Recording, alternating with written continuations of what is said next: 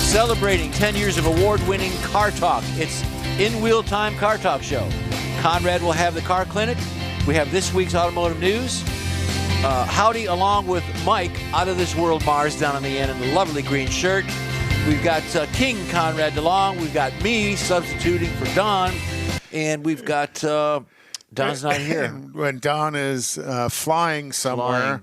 Not flying. He's headed to go fly. Don is also not just a partner with us here on In Wheel Time. Don does the Channel 13 helicopter news. Yep. So he's when the fly guy. Well, yeah, he's the guy in the back of the helicopter. He's got other people that fly. I don't know if I trust Don flying a helicopter. I've always asked him, if you had to, could you? And he goes, no, I'm sitting all the way in the back. You can't reach the controls or anything. Maybe they did that on purpose. I think they know. So we're not real sure what's going on, but Yeah. we imagine it's kind of important, and that's why Don Well, it's left. news. News is news. And this week in the news, I've got all that right here. I've got automotive news coming up a little later. Well, this segment, let's. Mike had kind of wandered into SEMA a little bit earlier, but he had 4 cars he wanted to talk about that are at SEMA this year. So Yeah, there's lots of cars there. Don't get us wrong. There's lots of cars Do I there. have a video for you, Mike? Yes. Okay. Yeah, there's a lot of the custom-built shops. We know a lot of people that have taken some stuff out there. We were talking about Randy Borcherding was one of them that's gone out there. But this year, we noticed that there seems to be a little bit more of the OEM, the factory involvement in cars out there and showing off some stuff. And we're not talking about like super customs and stuff, but we're talking about some nice things that actually could come to market at some point. I think a lot of them are a taste of what is ahead. Yes. And that's why they show it at SEMA, to test the interest in it, and showing so many different ones to figure out which ones are going to exactly kind of get a gauge on what people think, and instead of what do they call it? Get their opinion. Study group or study whatever. Yeah. See if anybody likes it or not. Patient. Yes. So Jeff, if you could pull up that first one. Which video is it, Mike? The one that says the SEMA cars. There's no Well, Jeff, on here. Sorry, might buddy. not have downloaded that one. Sorry, Anyhow, it didn't come through. You got your band. let's create a word picture here, Mike. Yeah. Apparently, we don't So have a one video. of them- drop them a picture. Drop a picture. Yeah. So are you sure there's not a video over there of some No, sort? there's no video, Michael. You loaded 10 of them. I'll draw the picture. No, did not load 10. So you left mine out. We did. Okay. So Here it is. Hold on, Conrad. All right. Yeah. So Here it is. one of them that I really wanted to talk about was it's called the Ram 1500 Rex Runner. Now, this is the vehicle. It's based on the fact that 5 years ago, Ram showed up at the Texas State Fair at the auto show, which is one of the biggest ones in the state. It is the biggest one in the state. Yep. And they debuted their Ram 1500 TRX. And that was kind of a desert racer. It had a Hellcat motor in it, big fender flares. I mean, it was a real big show vehicle. Well, they eventually brought that same vehicle to production. Right. And you've seen it out in lots of places. I've seen a few of them out in the wild. You've seen some crazy people doing crazy wild? stuff. Oh, just on the streets. Yeah, just out on the streets. And they were hauling donkey. Yeah, they were. Oh, they gosh, tried they to. can, yeah. And so this vehicle was built on that premise for the SEMA show. And again, it's got a lot of things in it. I mean, it's got the Hellcat motor on it. It's got some different flares on it. It's built specifically for that. It's kind of like an enhanced TRX, which you would think was plenty. But more in line of the Desert Runner, kind of. I believe it's probably a taste of something that's on the way for sure, because Ford presents the Raptor as their Desert Runner, and even they've got that high front low stance to it, high front low rear stance to it to give it that Desert Runner, and I imagine that's TRX. Well, and I think that's the reason where you come with the idea of the Rex Runner, Like a stadium truck. right. Okay. Yeah, kind of like that. Similar. Except with 700 horsepower Yeah, on the street, like exactly. you need all that. What fun that would be! Mm-hmm. Yep. Now, So there was an article, I don't know where it came from on my phone, about the Shelby truck, the Shelby Ford. yeah. I saw one recently. I saw there's a couple of them here in town. There's a few of them I've out seen there. them. I know. I hadn't Yeah. seen one. It was There's actually usually one at the huge, Houston awesome. Auto Show. Yeah, it was an awesome vehicle. This is a business owner that had it. Yeah, the two that I've seen here in town is blue, white stripes, and then the other one is a white, blue stripes This car. one was silver and black. Wouldn't be, yeah, what a beast of a truck, though, huh? It was going fast just sitting there. Well, anything Shelby touches turns to gold, and I imagine that may have started life as a SEMA vehicle for Shelby. And you get a lot of gold but bars it's been to around buy it. several years, so I don't yeah, really it's been know. around quite some time. It's pretty pricey, I understand. Yeah. The other thing that really kind of stood out was the Chevrolet. Chevrolet came out there with the Beast, as they called it. The Chevy Beast is actually what they call it. Now, this started out as a Chevrolet Silverado truck chassis. And so they kind of turned that into a desert racing machine. And they've used some off-the-shelf performance parts like a Chevrolet LT4 650 horsepower, 6.2-liter V8 supercharged crate engine under the hood. Sounds like fun. Yeah. So, I mean, this is something Sounds you like can they're build. trying to duplicate something somebody else may be doing. Yeah. They got a chrome moly tubular frame and several other things, the long travel suspension that you need for desert racing, a 5-link rear, 37-inch off-road tires with 20-inch beadlock wheels on it. Of course, you got Brembo brakes on it and some off-road lighting on it and some things like that. Do we have a picture? Well, Yeah, here. if we had the There's video, another picture. Hold on. Let me get Conrad up there. we had a picture. I got a picture right here. Anyway, so that's their concept of the desert racer. So there's lots of desert racing things going on. And then whenever you step over here and you look at some of the other vehicles, Jeep has always been real big in the desert world. And Jeep, probably different people bringing Jeeps. There's probably 50, 60 Jeeps on display at SEMA every year. Oh, yeah. And Jeep brought almost that many of them themselves. But this year they brought what they're calling it's a concept vehicle, obviously, but it's a Jeep Wrangler Outlook. And basically it's the JL Wrangler. You know, it's the 4-door. But what they did, they bumped up the roof line in the back, like the old Vista Cruiser station wagons. Oh. And they made it 12 inches longer. Now, why would you do this? So that you could make a 3-row Wrangler. Yep. And they will sell every one they build. Yep, they got the front and the second row have obviously got a custom removable top, you know, with a sunroof. And with the lifted roof, with the roof coming up, that if we had the pictures, you could see it a lot better. But it's the old Vista Cruiser, so there's lights kind of on. I mean, there's windows there on the side vent, so they get that In same the extension, effect. Yeah. But there's not going to be a lot of room in the back. I mean, you're going to be shoulder to shoulder. But they have a 3-row. Yeah. You know, you might be shoulder to shoulder. And I think the purpose of the Vista roof is because when you look at the back of a Jeep, there's so much room for suspension to work. It rides high, Yeah, so the they floor have of to the give Jeep that is kind of high. headroom. Exactly. Because this thing is it's going to be trail rated. Yeah. I mean, Oh, again, everything concept, Jeep if roll they bar, built it, it'll be trail rated. 20-inch wheels, 37-inch tires, side steps, LED lights, all the good stuff that you would want if you were actually going to go off-road, including black leather and suede seating. And I imagine after SEMA's over, maybe late December, early January, you'll be able to order yours from your local Jeep dealer. Well, I mean, yeah.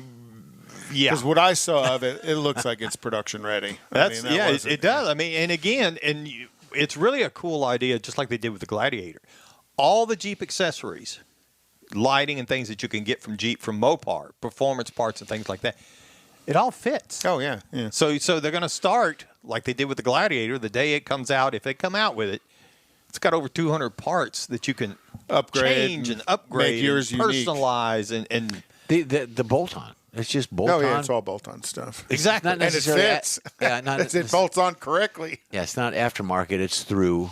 But a lot of the aftermarket on this, the manufacturers for some time have been giving those advanced vehicles to the aftermarket, so the aftermarket can be kind of geared up, ready to go as well. They don't want to leave that part of their customer behind because Jeep knows so many customers want to customize their vehicle. Absolutely. And go down there on the beach. So they definitely let them know, because I knew about the Gladiator. There was a number of customizing companies that had Gladiators long before they were available to the public. And who gets all those vehicles after? Or they just go back to the plant where they made them or the factory where they made them? Depends. Sometimes depends. the vehicles are just given to the company because that they're going to need to make Depends on what kind stuff of for the arrangement future, they've done. right? Stuff like these, though, sometimes if it's truly a pre-production concept vehicle like this Jeep that doesn't really have that much off-road, it's aftermarket. It That'll could go end up back Jeep, at the factory, and it could actually end up, unfortunately, get crushed. Crushed. Oh, And I was very about much to so, say that they crushed. will destroy it. Don had one that didn't have. It had a something in the VIN. I think you talked about it. If the VIN begins with the letter X, That means it's a that means prototype. it's not type. available for public sale. Okay. And generally they don't get out on the street, but they do get out in the personal collection world. Some collectors will find one because they're put somewhere. But and that's where a lot of these kinds of vehicles from SEMA end up. They are in a lot of instances. Yeah, it kind of depends on how they get to SEMA, the Right. process they go through, whether it's, if it's truly the factory's doing it or they're working with a shop. It kind of depends on how they do that to get it there. Yeah, you said to destroy it. But then again, you see on these things like you do the unicorn hunting where you find one. This was the jet powered of the future car, and somebody's got it. It doesn't look the greatest, but it was found. Oh yeah, It's there. Well, where did it come from? Right. If it was supposed to be destroyed and didn't get destroyed, every once in a while you hear a story like that. But that's all liability. There's always the story of the junkyard in the Detroit area where this I know happened. They found said junkyard in Detroit in the same sentence. You know what redundant means? I'm from You know what Detroit. I redundant lived in means? Detroit. I know. But where some Motorama car was found, Right. or something, and that's actually probably within the last 10 years or so, some of those cars were found. Yeah. So that may be, they may have been sent to the salvage yard to get destroyed, but hadn't been destroyed yet.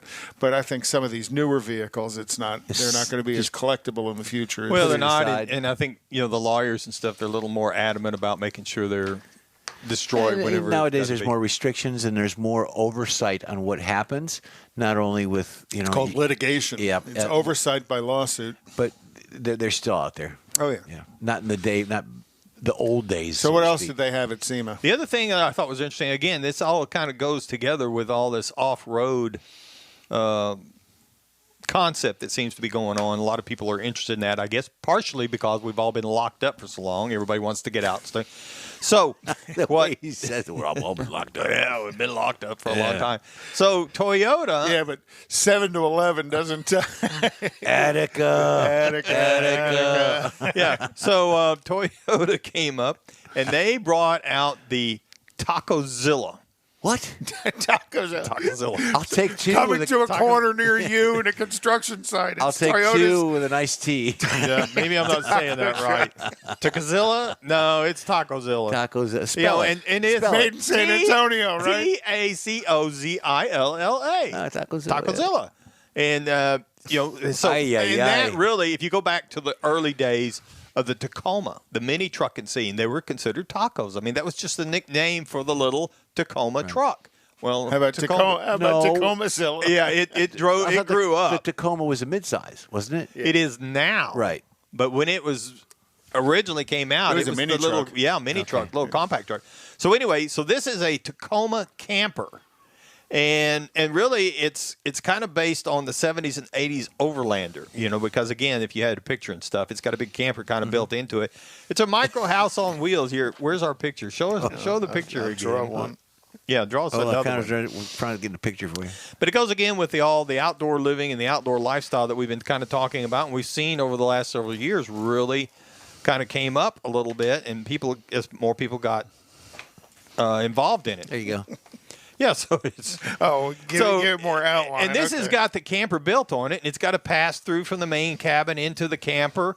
Got a big, like saying, skylight and all that stuff for a natural light. See, I had air. that on my truck. I had a GMC 1990 GMC where I had the pass-through. I had the camper shell, and I had a rubber boot that went around the window. Yeah. To keep and you it could kind of crawl through. Well, this has Right. got a little more advanced pass through in it to make it a little more of a. It's an off-road camper. Yeah, exactly. And it's got the engine immobilizer. You can't hear it. Yeah, It shut but it it comes off. with a refrigerator in the back of the truck, and it's got all kinds of things in it. Again, it goes along with all this. You left off the refrigerator. All this off-road lifestyle. Again, getting out and about and people wanting to do more. And there's the Jeep roof. We have a Jeep roof. Well, you said that. Not on the Tacoma. No, not on the Tacoma, but if it was on the Jeep. But they could use that now. He just created one. Yeah, multi-purpose vehicle here. There you go. So that was something I thought was interesting, was these manufacturers, particularly with the outdoor lifestyle, outdoor living and idea and stuff. I mean, there's lots of race cars there. There's a lot of road racers. There's 2 or 3. All the tire manufacturers have these drifting courses set up. Yep. But I thought this was rather interesting. You look at what Jeep has done in the industry since the 50s, with the Jeep, just the CJ and all of that. And then, I'm going to go to, I remember when the Cherokee first came out, the original Cherokees, and everybody at SEMA had a Cherokee. I mean, there had to be 150 different modded Cherokees at SEMA those early years and that is really, to me, what defined the small SUV industry. Sonny and Cher, new Cherokee. Yep. No, just Cher. No. Oh, gosh. Show me a picture, Conrad. Okay, well, while we're having a lull here, you are on the In Wheel Time Car Show.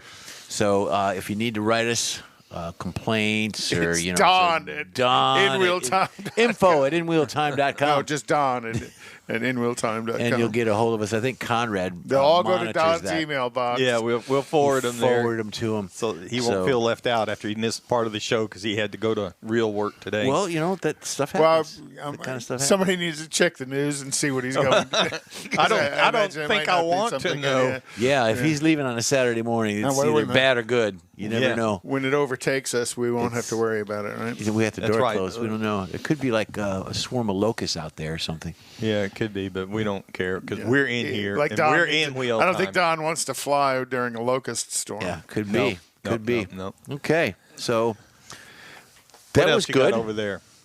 Well, I've got. So you talk about what the manufacturers are doing, and you would think in today's we talked earlier about inventory at dealerships being so low. So you would think with inventory being kind of low, it would have a big impact on manufacturers' profitability. Well, Honda, who doesn't build a lot of trucks, but they do build a lot of cars, their profits dipped by 30%. Oh, my.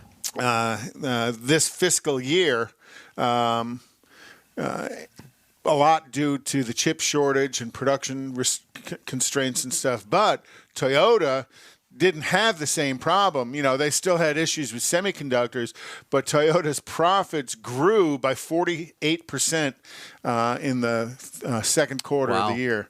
So Toyota did something to hit a home run, and Honda kind of laid a bit of an egg. I think they're coming out with respect to Toyota, the SUVs. I think the SUV market is what held their ground on that. They make a good-looking SUV. Well, I like it. Yeah.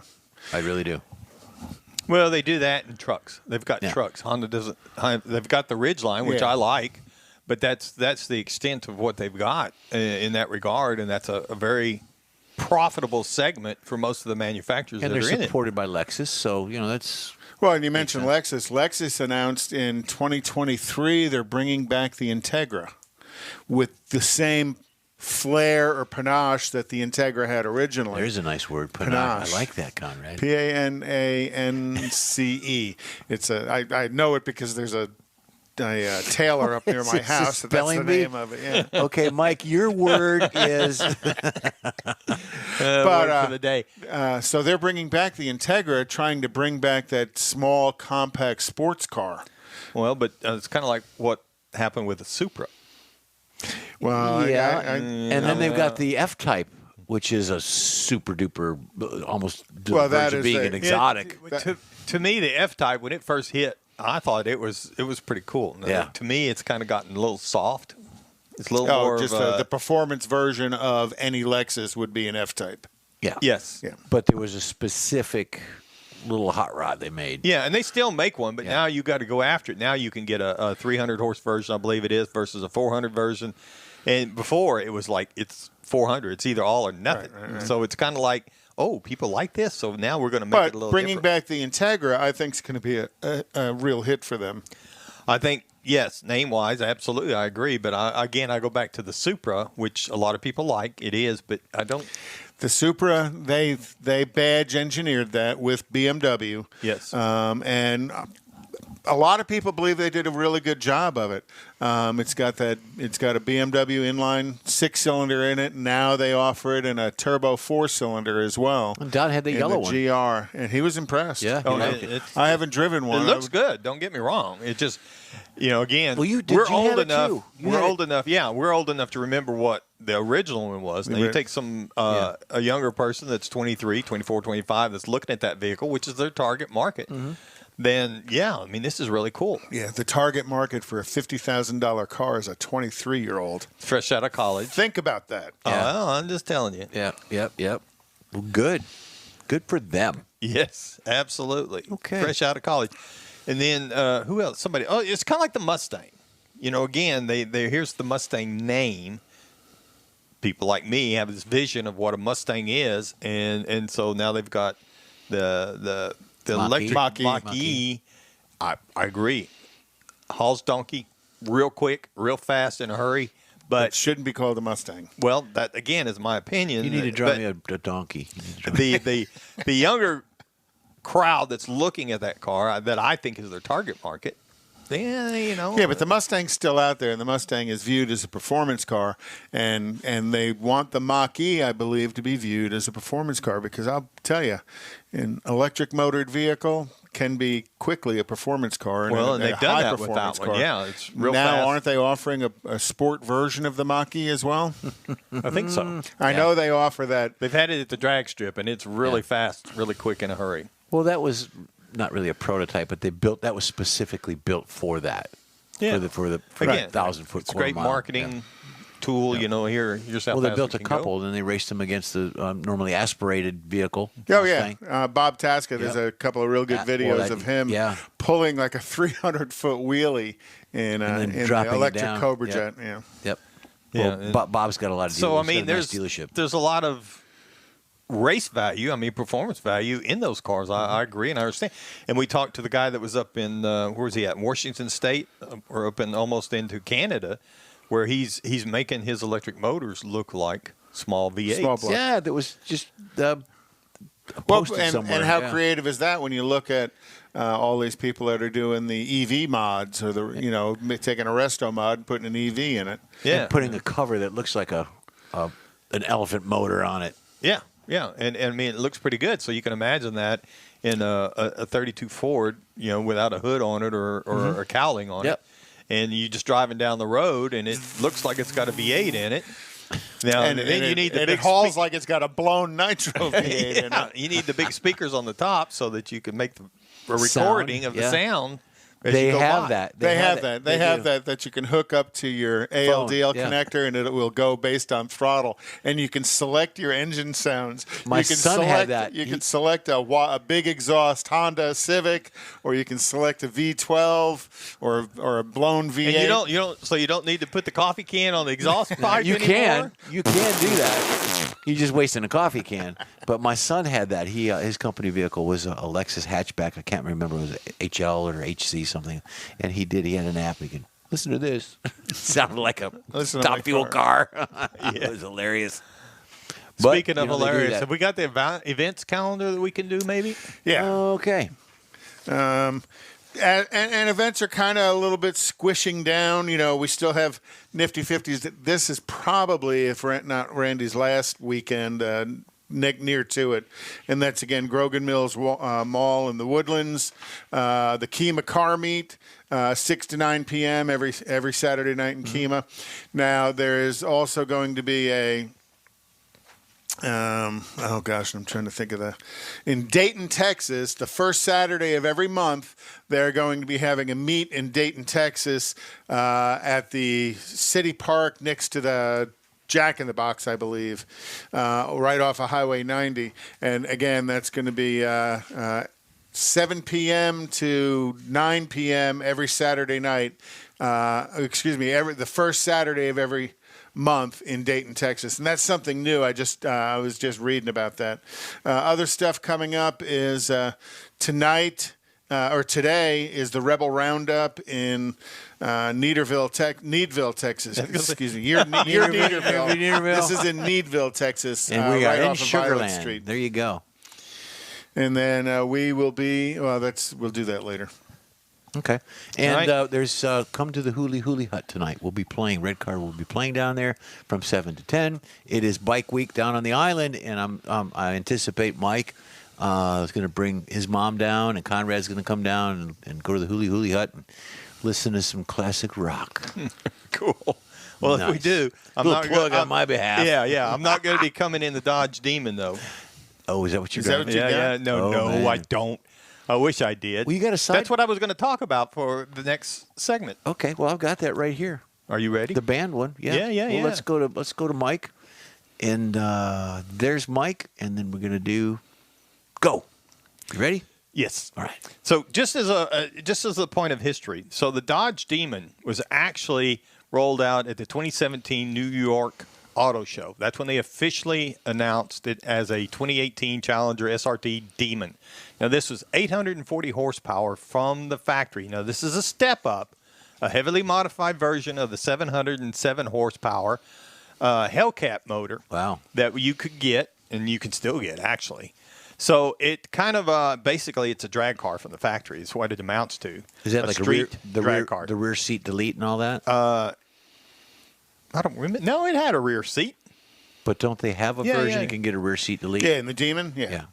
So it's got a lot of features on it and stuff. And so the idea that you hear about is that it was banned by NHRA. So again, this is how we got into the banned racing.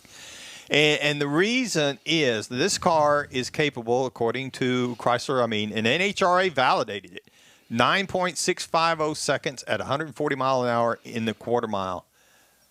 The fastest Wow. street car that you could ever get from an American auto manufacturer. They say when you put the stickies, because along with your Demon came a box with fatties and skinnies in it. What? So it had slicks and skinny front tires. It wasn't his date. And skinny front, I guess it came with skinny front tires to take it to the track. And they say it pulled the wheels off the ground from the factory. Yeah, it will. I saw it actually do that at one of the events that I had a chance to go to. And Tim Kaniskas, whenever I had it, the last time I actually had to sit down and record an interview with him, we were at an event for the Challenger with the Hellcat motor. The Demon came shortly after that. And he's a Challenger guy at the time. He was restoring a 1971 Dodge Challenger. And so he was all about it. It was a great interview if you happen to look it up. And so when we got a chance to see some of the other events when this was actually rolled out up there, then, yeah, you can go ahead.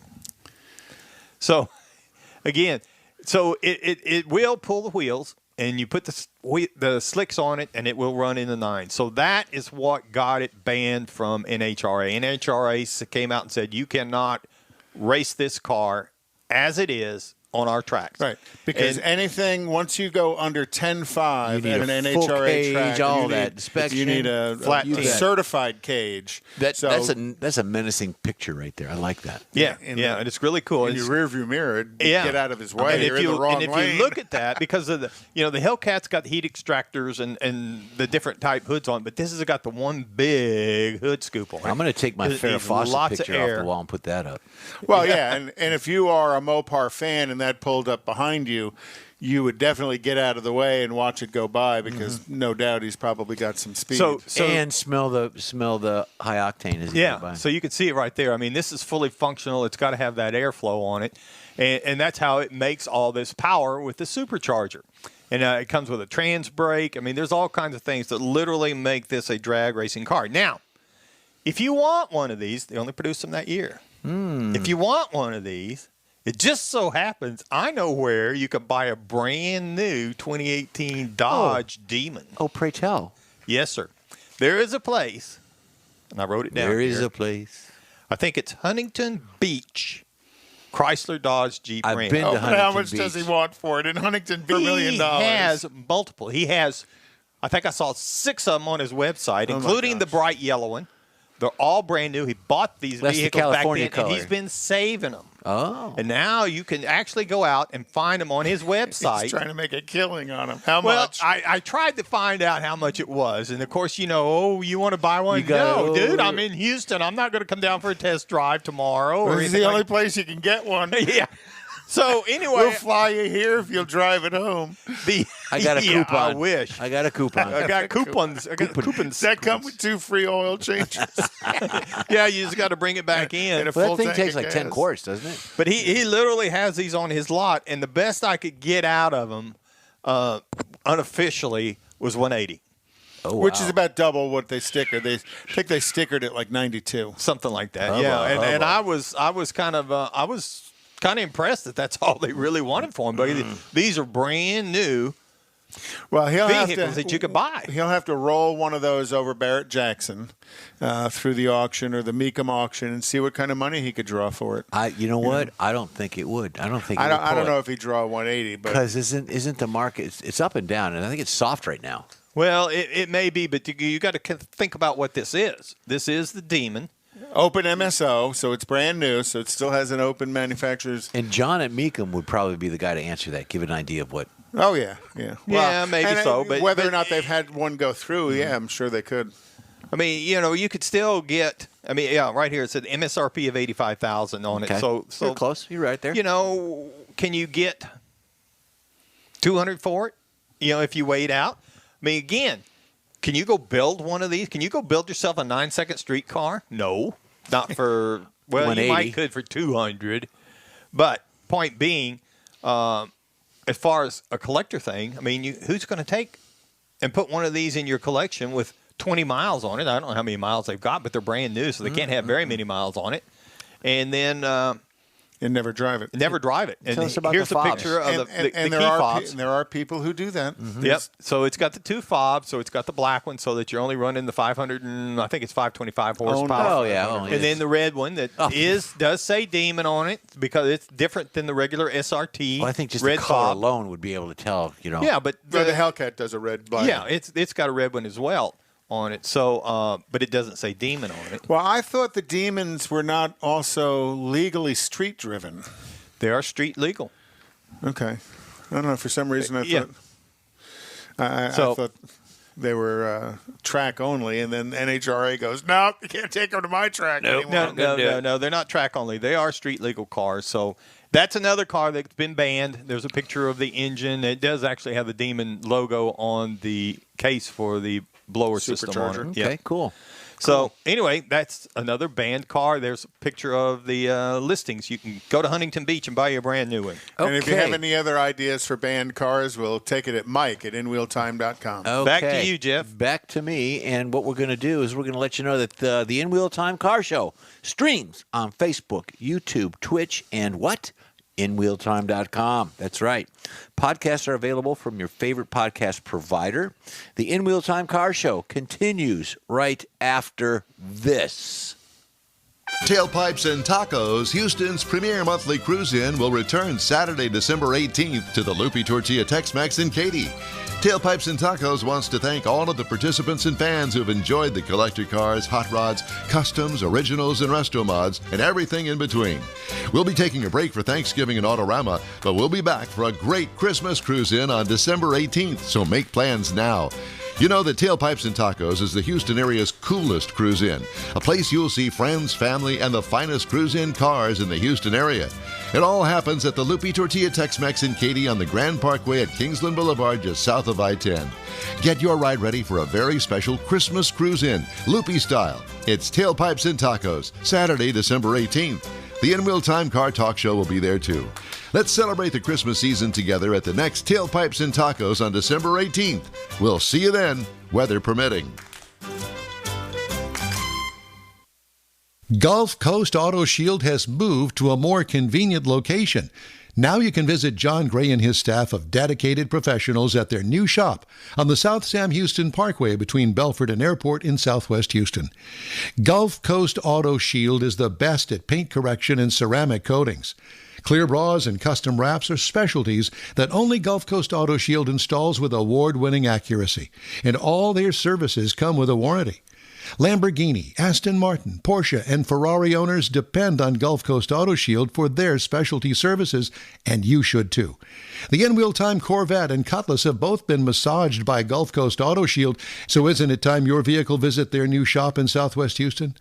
Call John Gray today at 832-930-5655 or visit online at gcautoshield.com. That's gcautoshield.com. Paint, coatings, wraps, and more at gcautoshield.com.